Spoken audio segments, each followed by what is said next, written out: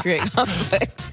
So the Bengals got a statement win over the Steelers on Sunday. And they ran the football. They sure did. Joe Mixon ran for a career-high 165 yards, 2 touchdowns, 41-10 victory.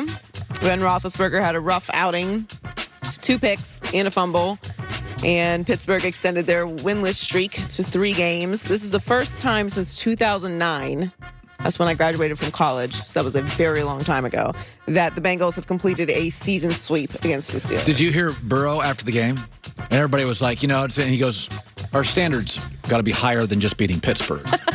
And it wasn't a shot. He wasn't cocky. He was just like, our standard is now, we got to win this whole thing. I mean, that's everything that we were just talking about, though. Like, if you set your expectations low, that's what you will, the accomplishments that you will reach. This was the most impressive, not just the score. The reason this was so impressive, they played Pittsburgh and pushed Pittsburgh around. Yes. It was the way they beat the Steelers. If you'd have changed uniforms. They could not run the ball. Najee Harris had 23 yards. And they ran the ball. I mean, if you'd have changed uniforms, that would look like the history of the series. Yes. Where a big physical team with a star quarterback turned and hands it off. It was a really big win for Zach Taylor, Joe Burrow, and the Bengals. Yeah, and we don't talk a lot about Zach Taylor. We really never mention him because Joe Burrow is the face of that organization. Yeah. But this is what growth looks like. This is what happens when you get the guy. This is what happens when you start building a culture.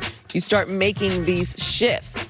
It's not just significant that they beat the Steelers. To Joe Burrow's point, they have higher expectations than that. But when you incrementally build and you have a little bit of patience, like, okay, Burrow got hurt, we're going to make some moves, we're going to bring in some new players, we're going to work things around and be patient with everything and not panicky, that's what happens. And this division is completely different now. And the Steelers are in a position where they have to start looking towards the future, and they don't have it.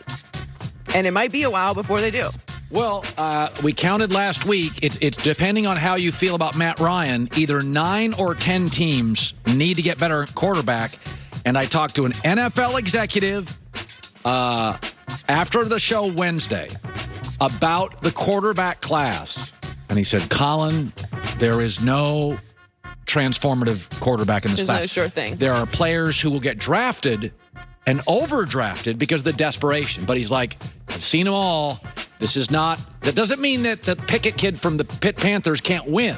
But nobody here is like, whoa. No one's a standout prospect. You don't have Trevor Lawrence, a Justin Fields, or a Trey Lance. Like, they literally pop on camera. You're like watching them and you're like, okay, whoa, those guys could be stars. That's not what this college class is. No, the quarterback market is going to be a very desperate one.